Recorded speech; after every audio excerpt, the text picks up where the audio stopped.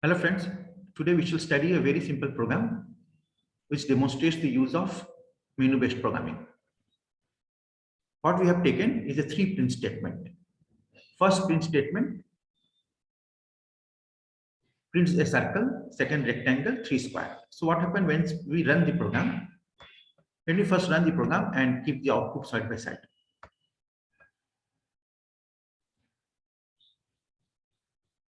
Here is our output. When we run the program, what we are getting? We are getting print one circle, 2 rectangle, 3 square, 3 square. Then what? We are being asked to enter a number. That means the choice, either 1, 2, or 3. The choice which we enter will be stored in variable choice. Depending on the value of the choice, the following 3 situations will be executed. If the choice is 1, then the area of circle will be found out. If the choice is 2, then the area of rectangle will be calculated. And for choice 3, area of square will be calculated. Suppose I am entering choice 1. Then what is the situation here? We are being asked to enter the radius of the circle. Input, enter the radius. I am giving 3.5.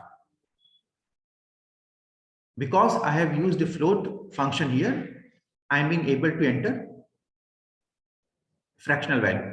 So 3.5. So what I am getting? I am getting the area of the circle using the formula pi r square. Because we have taken float function, we are able to take radius having floating values. That means decimal values. And finally, when the area is calculated, we are printing the area. Now we shall study the second option. So let me rerun the program. Now what happens? You see, once again I am running the program and I am entering the value 2 now. So what happens? I am being asked to enter the length, input length of the what? Length of the rectangle. I am giving 10. Then I am being asked to enter the width of the rectangle. Now, because I have used floating point number, I can pretty well give decimal value. So I am giving 10.5. So what happens? The area is calculated, length into breadth, and finally the area of rectangle area is being printed.